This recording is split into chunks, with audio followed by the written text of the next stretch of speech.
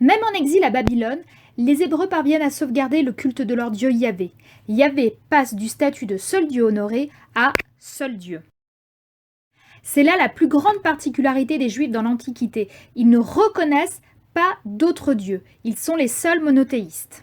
Les Juifs sont libérés de leur exil à Babylone par les Perses en 538 avant Jésus-Christ. Les Hébreux, qu'on appelle désormais les Juifs, parce qu'ils viennent du royaume de Juda, peuvent désormais retourner en Judée, le nom qui est désormais donné au royaume de Juda par les Perses. Les Juifs ont désormais le droit de reconstruire leur temple à Jérusalem, puisque le temple de Salomon avait été détruit par les Babyloniens. Donc les Juifs ont un seul Dieu, ça c'est original, mais pour honorer leur Dieu, ils ont bâti un temple. Ça, c'est plutôt courant dans l'Antiquité, et ils font aussi des sacrifices. Dans l'enceinte du temple, il y a un autel où l'on va aussi sacrifier des animaux. Donc finalement, les Juifs honorent Yahvé, comme un peu les Grecs et les Romains honoraient Zeus ou Athéna en faisant des sacrifices d'animaux. Par contre, la Bible donne des règles très strictes aux Juifs. Ils ont des règles de vie à respecter, et ça c'est aussi quelque chose d'assez nouveau dans l'Antiquité. Ils ont par exemple des interdits alimentaires. Ils n'ont pas le droit de manger du porc, et les animaux doivent être égorgés de manière précise avant d'être mangés. Autre originalité liée au mythe de la création, les Juifs pratiquent le Shabbat. Comme Dieu a créé le monde en 6 jours et s'est reposé le 7e jour, les Juifs font pareil. Ils se reposent le dernier jour de la semaine et honorent Yahvé, ce qui correspond pour eux au samedi. Notez que les autres religions monothéistes, on en reparlera, ont repris cette tradition, mais le jour a juste changé. Les Juifs se sont aussi créés des fêtes religieuses plutôt différentes des Jeux olympiques ou des Jeux panathénaïques. Leurs fêtes rappellent les moments importants de l'histoire biblique, comme Rosh Hashanah, qui célèbre la création du monde, Pesha, Pâques, qui commémore la sortie d'Égypte sous la direction de Moïse, ou Shabbaot, la Pentecôte, qui rappelle quand Moïse a reçu les tables de la loi sur le mont Sinaï. Notez que la traduction de ces noms de fêtes doit vous dire quelque chose, puisque aujourd'hui, ils correspondent aussi à des fêtes et à des jours fériés dans notre calendrier, et on expliquera pourquoi un peu plus tard.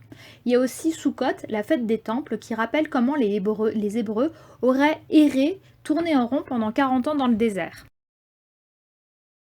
Mais ce qui fait la grande particularité des Juifs, c'est bien sûr la Bible. Oui, la Bible, ça peut paraître étrange, mais le judaïsme est la première religion du livre. Ses croyances, ses pratiques sont mises par écrit, et ça c'est vraiment nouveau, parce que si vous vous souvenez bien, par exemple, les mythes grecs, on a toujours plein de versions totalement différentes et très changeantes dans le temps. Avec le judaïsme, c'est différent, parce que cette religion s'est formée autour d'un livre, et c'est ce qui pourrait expliquer sa longévité et la perduration de ses rites.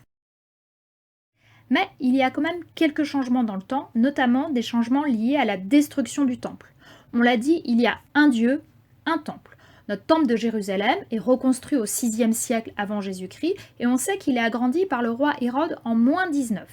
Mais les Juifs ont de plus en plus de mal à supporter le nouvel envahisseur, celui qui soutient le roi Hérode et qui lui a permis finalement d'agrandir quand même le temple. Ce sont bien évidemment les Romains. Et les Juifs se révoltent contre les Romains. Et les Romains se vengent. Le temple est détruit en 70 après Jésus-Christ. Les trésors du temple sont envoyés à Rome, exposés au public, avant de disparaître à tout jamais. Aujourd'hui, il ne reste qu'un mur de soutènement du temple. Ce mur est appelé par le juif le mur des lamentations. C'est devenu un lieu de pèlerinage et de prière pour les Juifs du monde entier. Cette destruction va avoir de lourdes conséquences pour les Juifs. D'abord, cette destruction va entraîner une très forte accélération de la diaspora des Juifs. La diaspora, c'est la dispersion d'un peuple. À l'origine, les Hébreux vivaient tous uniquement au pays de Canaan, mais avec les différents aléas de leur histoire qu'on a vus, ils se sont dispersés progressivement. On l'a vu, certains se sont installés en Égypte au moment de la prise de Jérusalem par les Babyloniens. Mais cette dispersion s'accélère très fortement après la destruction du temple.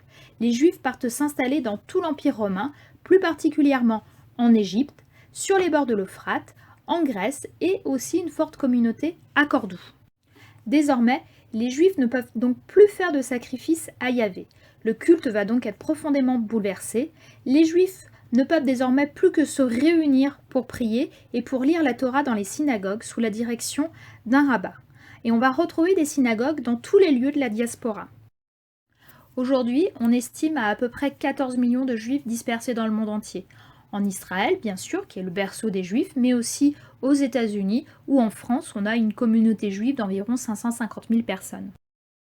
Le monothéisme juif est donc dans l'Antiquité une exception qui a non seulement réussi à perdurer malgré les multiples invasions et malgré les multiples aléas, mais le monothéisme juif s'est aussi diffusé et il est à l'origine des deux autres grandes religions monothéistes, le christianisme et l'islam, qui sont aussi des religions abrahamiques, qui descendent d'Abraham et aussi des religions du livre.